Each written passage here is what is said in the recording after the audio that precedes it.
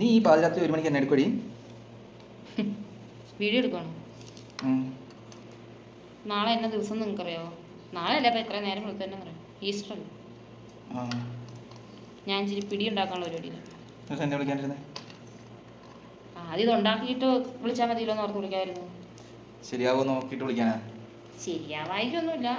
അരി വേണ്ട ഏതാണ്ടൊക്കെ ഇച്ചിരി വെളുത്തുള്ളി അരിയാ. നമ്മുടെ ഈസ്റ്റർ ആയതുകൊണ്ട് ഇച്ചിരി പിടി ഉണ്ടാക്കാന്ന് വെച്ച്. അപ്പം ശരിയായിട്ട് വിളിക്കാമെന്നല്ല, ഞാൻ രണ്ടാമത്തെ പ്രാവശ്യമാണ് തന്നെ പിടി ഉണ്ടാക്കണം. പിന്നെ ഇപ്പം ഞാൻ ഉണ്ടാക്കുന്ന പോലെയാണ് എല്ലാവരും ഉണ്ടാക്കുന്നത് എനിക്കല്ലോ. ഓരോ ആൾക്കാർക്കും ഓരോ രുചിയായിരിക്കുമല്ലോ. എനിക്കിപ്പോൾ അറിയാവുന്ന എങ്ങനെയാണെന്ന് വെച്ചിട്ടുണ്ടെങ്കിൽ എൻ്റെ അച്ഛൻ എങ്ങനെയാണ് ഉണ്ടാക്കുന്നതെന്ന് അവർ പറഞ്ഞു തന്നുള്ളതിലാണ് ഞാൻ ഉണ്ടാക്കുന്നത്. അപ്പോൾ നമുക്ക് പിടി എങ്ങനെ ഉണ്ടാക്കുന്നത് കാണാം. പാളിപ്പോയ ഒരാളുടെ ബുൾസൈ ആട്ടോ ഇത്. ഇതിനാ ഈ സൈഡിൽ ഇതൊക്കെ എന്താണെന്ന് ആർക്കറിയാം, പ്ലാസ്റ്റിക് കണക്കൊക്കെ ഇരിക്കുന്നത്. കരിഞ്ഞു പോയത് തിന്നാൻ കൊള്ളില്ല. അതൊക്കെ പോകും. ഇത് ഇങ്ങനെ ഇവിടെ നിന്ന് ഇങ്ങനെ ഇല്ലേ, ഇത് ഇങ്ങനെ തിന്നാ. ഈ നോയമ്പായതുകൊണ്ടല്ലേ ഇങ്ങനെ എപ്പോഴേ ഇത് എടുത്ത് തിന്നേനല്ലേ. ഇന്നൊരു ദിവസം പറയാം, നാളെ നോയമ്പ് തീരുമല്ലോ. പിന്നെ ഇത്രയും ദിവസം വീഡിയോ ഇടാതിരുന്നതിൻ്റെ കാരണം എന്ന് വെച്ചാൽ ഞാൻ കുറച്ചൊരു സ്ട്രെസ്ഫുൾ ആയിട്ടുള്ള സിറ്റുവേഷനിലൂടെ കടന്നു പോയിക്കൊണ്ടിരിക്കുകയായിരുന്നു. എന്ന് വെച്ചാൽ നമ്മുടെ ഡ്യൂട്ടി സംബന്ധമായ ചില തിരക്കുകളൊക്കെ കാരണം കൊണ്ടാണ്. അപ്പോൾ ഇന്ന് തൊട്ട് നമ്മൾ കണ്ടിന്യൂസ് ആയിട്ട് പഴയ പോലെ വീഡിയോ റീൽസൊക്കെ ഇടാൻ പോകും കേട്ടോ. എന്നാൽ ഐശ്വര്യമായിട്ട് ഈസ്റ്റർ ഒട്ടം തുടങ്ങിക്കോട്ടെ. നമ്മളിത് പുട്ടുപൊടി വെച്ചിട്ടാണ് ഇന്ന് ഉണ്ടാക്കാൻ പോകുന്നത്. നാട്ടിൽ പിടിക്കുള്ള പരുവെന്ന് പറഞ്ഞ് മില്ലി പറഞ്ഞു കഴിഞ്ഞാൽ അവർ പൊടിച്ച് തരും. പിന്നെ വേറൊരു കാര്യം പറഞ്ഞാൽ ഇതിപ്പം 1/2 കിലോയ്ക്ക് ഇത്ര തേങ്ങ എന്നൊന്നും പറയാൻ എനിക്കറിയത്തില്ല കേട്ടോ. നമുക്കെല്ലാം ഒരു കൈക്കണക്കാണ്. കുറച്ച് തേങ്ങ ഇടാം. ഫ്രീസ് ചെയ്ത തേങ്ങ കേട്ടോ നമ്മൾ മേടിച്ച്. ഈ അവസാന നിമിഷമാണ് ഞാൻ തേങ്ങ ഇല്ലെന്നുള്ള കാര്യം ഞാൻ ശ്രദ്ധിച്ചത്. പിന്നെ രാത്രി ഞങ്ങൾ തേങ്ങ തപ്പിപ്പോയപ്പോഴത്തേനും തേങ്ങ കിട്ടിയില്ല. ഇനി നമുക്ക് ഇതിനകത്തോട്ട് ചേർക്കാനുള്ളത് വെള്ളത്തിൽ അലിപ്പിച്ച കുറച്ച് ഉപ്പ് പാകത്തിന്. പിന്നെ ഇതിനകത്തോട്ട് ചേർക്കാനുള്ള കുറച്ച് വെളുത്തുള്ളിയും ജീരകവും അരച്ചതാണ്. ഈ പറഞ്ഞ പോലെ വെളുത്തുള്ളിയും ജീരകവും അത് എത്രയാണോ, ഇത്ര ഉള്ളി വെളുത്തുള്ളിന്നോ ഇത്ര അല്ലി വെളുത്തുള്ളിന്നോ അങ്ങനെയൊന്നും പറയാൻ എനിക്കറിയില്ല കേട്ടോ. ഇതെല്ലാം കൂടെ ഇനി നമ്മൾ നന്നായിട്ട് മിക്സ് എടുക്കണം. ഈ പിടിയുടെ ടേസ്റ്റ് എന്ന് പറഞ്ഞിട്ടുണ്ടെങ്കിൽ തന്നെ അതിൻ്റെ മിക്സിങ്ങിലാണ് എപ്പോഴും എൻ്റെ ചാച്ച പറയാറുണ്ട്. അപ്പോൾ എനിക്ക് എത്രയും ബലം പിടിച്ച് മിക്സ് ചെയ്യാൻ പറ്റാത്തത് കൊണ്ട് അച്ഛ ഇതെല്ലാം ഇനി മിക്സ് ചെയ്ത് നന്നായിട്ട് കുഴച്ച് അത് കഴിയുമ്പോൾ നമുക്ക് കാണാൻ ഇതെങ്ങനെ ഇരിക്കുന്നു. പിന്നെ ഒരു കാര്യം, ചൂടുവെള്ളത്തിലായിരിക്കണേ കുഴക്കേണ്ടത്, നല്ല ചൂടുവെള്ളം. പിന്നെ ഇതൊക്കെ വർഷത്തിൽ ഒരിക്കലും ഉണ്ടാക്കുന്ന സാധനം ആയതുകൊണ്ടായിരിക്കാം ഈ ഒരു സാധനം ഉണ്ടാക്കണേന് ഞാൻ ഇന്നൊരു 5 പ്രാവശ്യമെങ്കിലും വീട്ടിൽ വിളിച്ച് വെച്ചിട്ടുണ്ട് എങ്ങനെയാണ് ഉണ്ടാക്കണം എന്നുള്ള കാര്യം.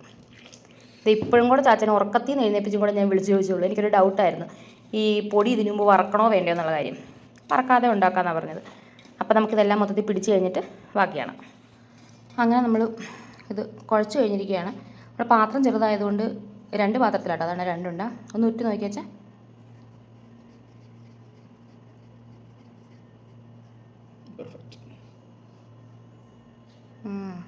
പെർഫെക്റ്റ്.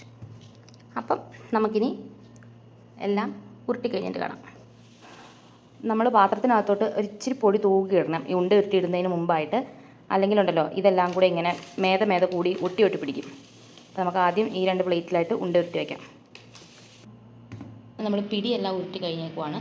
നമ്മൾ വീട്ടിലായിരുന്ന സമയത്തും ഇതുപോലെയൊക്കെ തന്നെ ഇത്രയും രാത്രി വെളുപ്പാങ്കാലത്തൊക്കെയാണ് പിടി വാങ്ങാറ്. നമ്മൾ സാധാരണ ഉരുട്ടിയെല്ലാം കൊടുത്തിട്ട് കിടന്നുറങ്ങാറുണ്ടല്ലേ.